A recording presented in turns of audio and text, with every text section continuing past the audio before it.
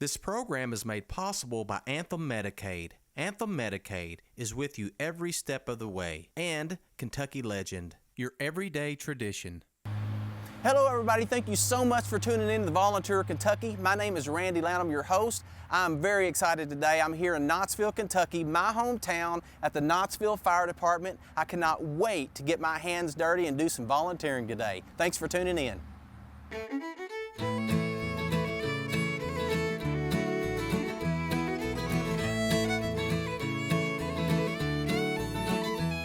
Sometimes we move so fast, life passes by, we soon regret not giving up more time for those that need a helping hand, a friend to see. Come take a trip with me.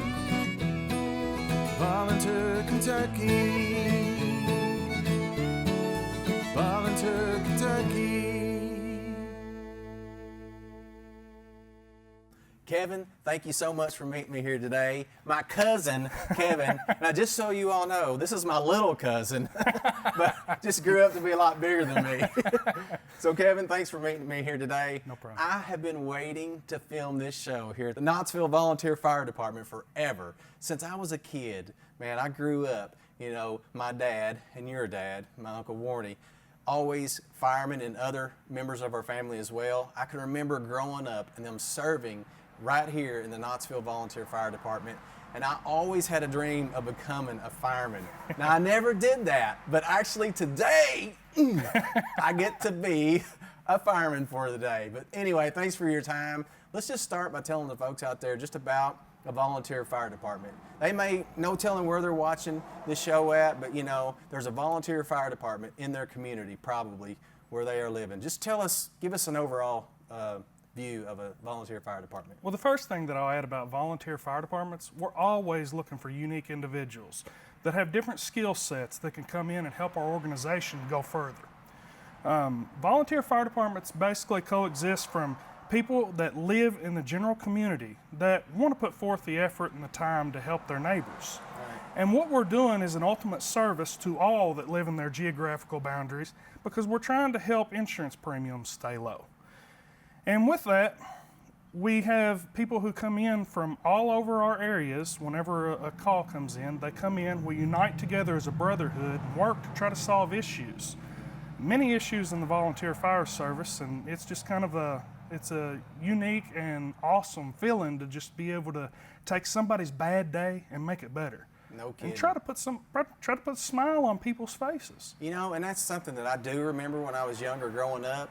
You know, from time to time, if I got to see Dad come home from a fire or working a wreck or something, the joy that he had on his face being able to help people in need was priceless. Absolutely. And then later on, I would hear stories about people that the volunteer fire department helped out. Maybe they helped them with a house fire, or maybe they had a brush fire, maybe they was in a wreck. And hearing those stories of how they got helped, man, it was so inspirational. And that's what made me want to be a fireman when I was younger. Yeah, it's definitely a great job. It has a lot of perks, and it does help you grow up. And it's one of those things, I think in the volunteer fire service you probably grow up a little quicker than what you should. But the good thing about it is we're out there trying to help people, and that's the greatest gift that anybody can give. There are bad runs that end up happening too, and that's kind of the sad part.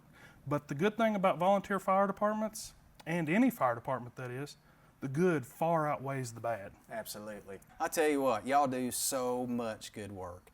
How about telling us a little bit about what it takes to become a volunteer fireman? Well, the main thing you got to do is show up. Yeah. You know? Yeah. Just come up and tell your local volunteer department that you're interested in becoming a volunteer, or that you even want to look at it. You know, Right. Just think about it. It's not for everybody, and we know and we get that. But one thing about it, we do have older guys that are constantly getting off. So we got to fill those voids, and we got to keep this family going. And that's the great thing about a volunteer department, or any fire department that is. It's family oriented, and we work together. Yeah. And even after these guys retire, they're still family. And they come up here from time to time and still share stories of back when the days of old were. And things get back interesting. in the day stories, Things get interesting. For sure. Yeah. So, so they walk up, they're interested, they got to fill out some paperwork, background checks, stuff Absolutely. like that? absolutely. And then y'all there's quite a bit of training that goes into this, right? Yeah, the State Fire Commission mandates 150 hours worth of training that's broke up in different categories.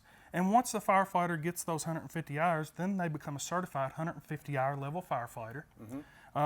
Typically that takes anywhere from, could be a year to 3 years. It depends on how active and how motivated the new volunteer firefighter wants to be. Right. But they can knock that out by not only going to their department, but they can go to other departments. And then the good thing about the state of Kentucky, they offer trainings all throughout the Commonwealth. Right. We got fall schools, we got spring schools, we got state schools, and just different organizations in the fire service. They want you to come. And that's part of a brotherhood that we get to talk about too, because that's taking somebody who lives in Hazard, Kentucky, and you're going to training with them while you're here in Knottsville. And then we got people from Paducah, all the way on the other end of the state that's coming in, and they're training together. And the good thing about that is the more people that you can get, the more diversity you get, the more you learn. Yeah, absolutely. Yeah. Man, I cannot wait. I've been looking forward to this so much. And I understand you got a few jobs for me lined out to do. Absolutely. A few trainings for me to do. Absolutely. Man, I've been waiting for this since I was a kid, man. I feel like a kid again. Thanks, Kevin. Hey, no I'm looking problem. forward to it, buddy. Yeah. Thank you. Glad you're here. Okay, so what we've got here, Randy, we made sure our officer, whenever he showed up, he did the 360 size up, making sure that everything was safe. Okay, once he made sure that everything was safe, that's whenever our guys started cribbing the truck, and then our EMT made access and got inside the vehicle with the patient. That's what you see going on right now. Our EMT's talking to the patient. Our patient's a dummy. He's going to explain to the dummy the whole entire process of what's going on whenever we're extricating. Okay, now he's in there right now. We would do this in real life, we would leave him in there. But since this is training and we don't want to get anybody hurt, we're going to have to pull him out. Gotcha. Okay, but if this was a real live incident, he's going to stay in there with that patient. He's going to tell us no or go. Okay, gotcha. All right, so what your job is to do is you're going to be operating the jaws. Okay. They're pretty heavy, okay? The gentlemen that come up here, the two folks that come up here a while ago with the Halligan and the flathead axe made an access point right inside that door. They made it wide enough for the tip of your jaws to be able to get in there. Okay. And then you'll start spreading. Gotcha. Now, one thing to keep in mind, this takes years and years of practice to get really good at. Right. Okay, so don't expect for everything to just go awesome your first time. Right. All right? I'll give it a shot. It's extremely heavy. As soon as you get wore down, you let us know. Okay. We got plenty of guys back here. And They all love doing this stuff. All right. One of the best things about being a firefighter is you get to tear up stuff. Yeah. All right? Yes. All right. Put my helmet down. Yep. Terry's going to be our safety, so he'll watch the whole entire vehicle and make sure nobody gets around us without having their shields down, okay? Okay. All right. So Shields this down. I'm just testing this. Go. Okay. Now, remember, your jaws are extremely powerful. Right. Okay. You want to come in here? He's behind you over there too. Never let off. Your jaws are extremely powerful, okay? So don't pin yourself. If it starts going that way, you need to step out and come over here on this side. Oh, okay. I got you. Fine starting there. Okay. But just know the feel. So go ahead and go. Once they get the grab, kind of walk behind it and hold it with one hand. Okay. Don't fight them. Yeah, don't get behind it though. Please, go with it. All right, hold. Go back together and pinch in that hole. Okay. Jam it in there like you're jamming it in there. Right in here. Yep, right at the pinch point. Go with it. All right. Stop for that. Get closer to the where it's connected at. Okay. Right here. Right above it. There you go. In here? Right in around. Okay. There you go. Ugh.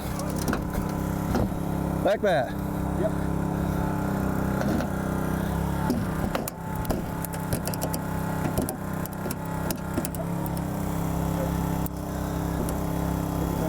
It's getting close, ain't it? Yep.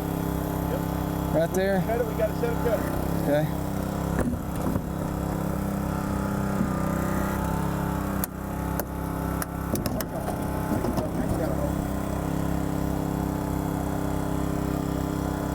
More time.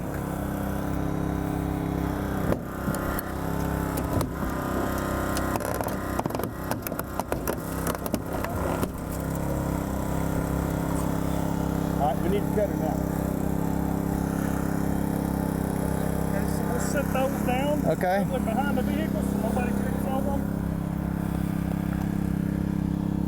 Good. Hey, dog.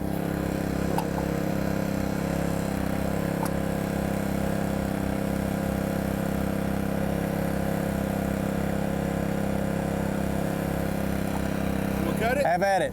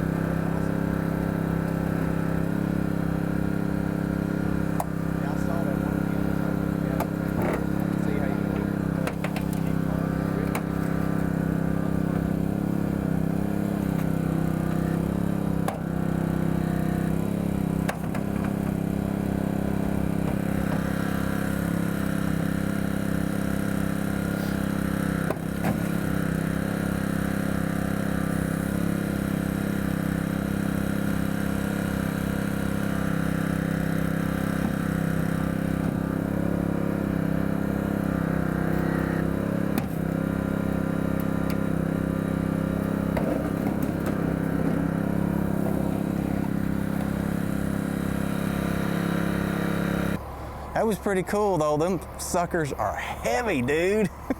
But you see, once it started grabbing, I just let go with this hand because you never know which way it's going to go. Oh yeah. Don't get pinched. Yeah.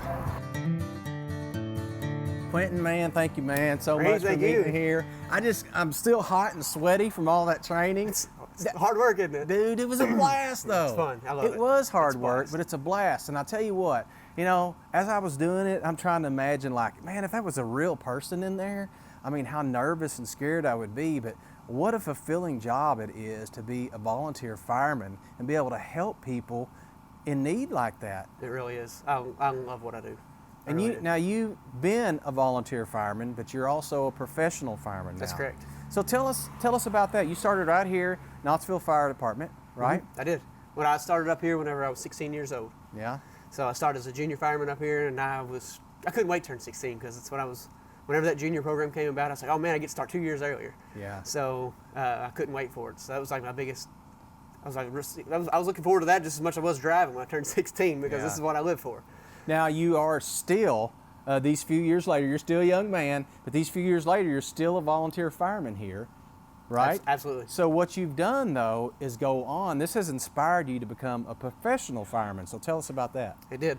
Like I said, I started up here and I kept wanting to go. I fell in love with what I did. So I wanted to do that I knew at a young age I wanted to do that as a career. Mm-hmm. And when I got my taste in it up here, I was like, oh, there's no way. I said, there's nothing else I want to do. So took all my training and stuff that I learned up here cause we had some great instructors, some great people, and several career firemen have come through up here too. Right. So took what I had learned from them. And I went and got my degree in fire science. Applied for Davis County, and after a couple tries, got on out there. Yeah. It's a competitive market. So Yeah, but you're doing it, I man. am, You're and I love living your what I do. dream. You're a professional firefighter now, still volunteering, which that to me is way cool, y'all. I mean, here Quentin grew up around this area, volunteer fireman, go on to be a professional fireman, but still volunteering his time on the side to be able to help the Knottsville Fire Department. that's the best part about it. You're helping around up here the people that I grew up around, and you know it's a big family community up here anyway. So Absolutely, it always has been. Now tell the folks out there, you know, some might be a little bit hesitant. I don't know if I want to be a volunteer fireman or not. What would you tell them? go for it. If you have any interest in it at all, pursue that, because once you get your foot in the door, we're our own family up here. Yeah. And there's nothing else there's no way to describe it until you experience it yourself. There's really Right. not. Just kind so of a you come in, brotherhood, it's right? a brotherhood. Sisterhood, You have family. We have fun, just like out there. Yeah. We had fun, and Yeah. you're sitting there, we're learning. You don't even realize it, but you're taking your skills, you're practicing those, and if you have any interest in it, go for it, because volunteers for the department, they are dwindling. There's how many there was approximately all over the state of Kentucky. I think there's around 860 volunteer fire Fire departments. department. So you out there watching, you can become a volunteer fireman. We need you, know? actually. Yes. It's starting to hurt, so volunteers are they're hard to come by, and we would love to have them. So if you're thinking about it right now, come be a volunteer fireman. They'll give you the training. It's like joining a family. Yeah. And I know the training might seem like a lot, but you gain so much knowledge. You gain this family feeling. You get to help the community that you Absolutely. live in. So encourage anybody out there, wouldn't you say? Absolutely. Like we said, around 860 volunteer fire departments. So there's one around. I mean, not be, like right here where we're at. So, but go to your local fire station and talk to them and see if they're taking applications. And Yeah.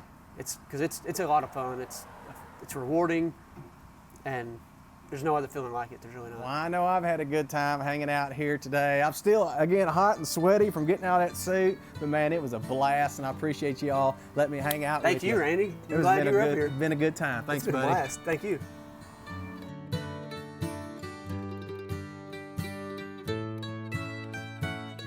So, Granddad, can you start by telling me how many years did you serve at the Knottsville Fire Department? 24. 24 years. Yeah. Through all those 24 years, of course, both of your sons became firemen. Yeah. You have grandchildren that are firemen. Charlie was too. Charlie, another one of your sons. 3 sons, yeah. And then you had grandchildren that are firemen today. Right. Yeah. And then you even have one great-grandchild, Yeah. right, that is a fireman today. Yeah. That's 4 generations. So being a fireman around here in Knottsville was just something that a lot of people were drawn to do, right? It's kind of a family tradition for us, right? Yeah. I remember growing up when I was young, seeing all of you all on the fire department, and I wanted to be a fireman so bad when I was young. Yeah. And today I got to be a fireman for a day, so I had a blast down there. Yeah. So I got to live one of my dreams, Yeah. being able to go up there and train with all those guys. It was so much fun. So tell us about, Granddad, when you was in the fire department, how was it? How was it? I know it was a lot of training, a lot of work, but was it worth it to be able to help folks? I remember we went on a call one night. I won't mention his name, but it was zero weather, and that guy's house was afar, and he got out and they took him somewhere else. He wasn't able to do anything, and it was so cold the trucks, the water froze up that night. Wow. There was ice all over where we had it, froze up. And it finally got that thing where it put, anyway, we finally got it out. So it's a tough volunteer opportunity, but it's worth every minute, Oh, yeah. sounds Yeah, like to yeah. me. It makes you really feel good when you go up to a house and hit a fire and you put it out in a little bit. But it makes you feel bad when you leave there and that chimney's all that's left. That's when it hurts you. Yeah, but when your men But when you are go, trained and you can see them doing their work and they're doing it right, that makes you proud too. Yeah. And they get in there and, like Bill said, they'll bend over backward for you. They can make you or break you. Speaking of your men, now, every one of y'all was the chief at one time. Is that correct? I never was. You never was. So you served for 24 years, but wasn't the chief. Okay. Chief of the fire department. No, I never was the chief. No, Still, you served for 24 years. Yeah. Right? And you two guys were both the chief for a while, so you had a lot of men that listened to you all and looked up to you. And like you said, it must feel really good when you know all the training, all the hard work that went into training those men and women, that it's paid off when you get to see them in action, right? Yep. That's a good feeling. Thing about running a fire department when you're the chief, I always told them you have to run it with iron fist, but you have to have a white glove. You don't want to hurt anybody, but you do want them to train and to be the best that they possibly can. And that's the same way with equipment. When you've got this kind of equipment, you got to take care of it. And that's where your officers come in. They take care of that. And when I was chief, you was about, I don't know, probably 4 or 5 years old. But I've taken you and your brothers on runs with me where I'd be out doing something and y'all would be in the truck with me, and I'd go on a run and y'all would be staying in the truck while I was I remember on the that. farm around. I remember that.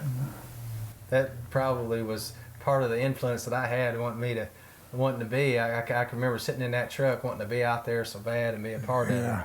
But I couldn't be, obviously. But I remember looking out those windows, sure wanting to be a part of that. Wanting to be a part of something that helps people in need.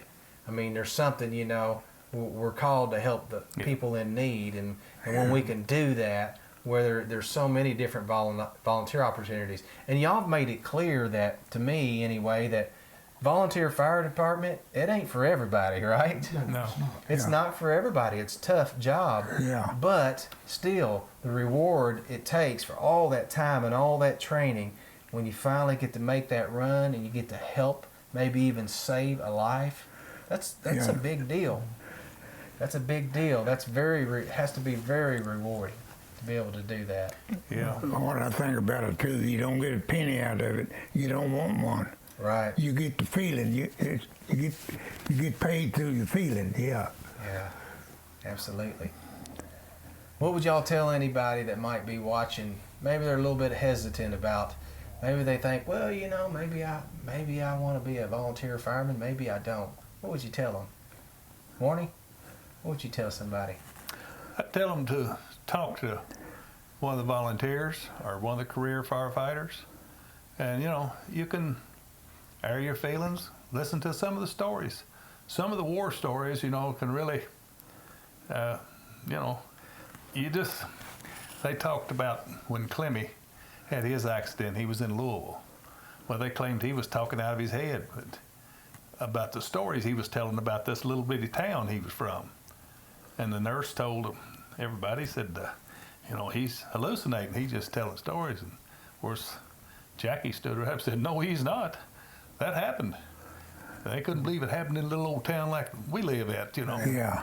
There's a lot of things that go on, and, you know, those, you know, people just, like I said, if you want to be involved, if you want to be a part of your community, you want to help your community, then talk to some of the volunteers and give it a try. You know, you don't have to sign your life away, just try it. We've had people that come on, make one bad run, they just say, well, this is not for me. And you can understand that, you know. Right. It's not for everybody. Right. But if you've got the drive and the heart and you really want to help your community, it's a good organization. What about you, Granddad? What would you say? That's what I'd say, yeah. Yeah.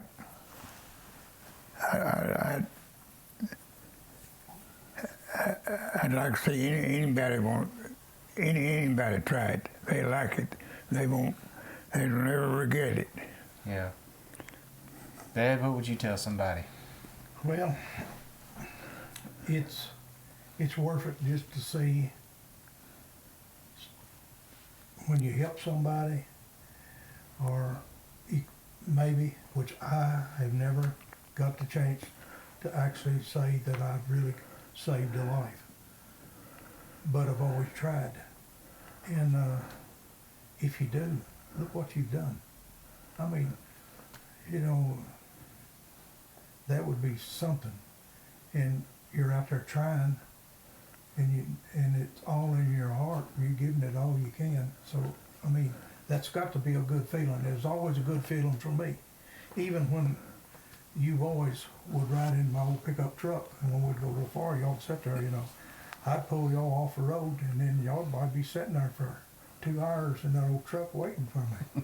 And after the run, we'd go back home and go back to stripping tobacco or whatever we had to do. Yeah. I'll tell you again, I just want to thank you all for your service. Your inspiration to me. When I was a kid growing up, I told you all I wanted to be a fireman. I wanted to be just like you. I never did do that. But earlier today, I got to experience a little bit of it. But even though I didn't go on to be a fireman, you all's influence on me, getting to see you serve, influenced my life in more ways than you realize, because it put a sense in me to want to serve. And that wasn't going on to be a fireman, obviously, but the rest of my life and still today, I want to serve others in need by seeing your example Yeah. that you set. So I appreciate you all very much. And I'm just one person. I can't imagine how many people that you all have influenced all the years that you served. People like me, some of the younger ones or older ones, or just people in general that got to see you all serving unselfishly, giving a lot of time, and waking up in the middle of the night. That's inspirational. That's inspirational to me. It's inspirational to other people that get to watch and listen. And just so I want to thank you. You instilled that in me, and it still lives in me today. I love serving, and I believe that comes from growing up around watching you guys serve the way that you did. So thank you. And thanks for talking to me on camera. Why don't y'all give them a big wave? Bye.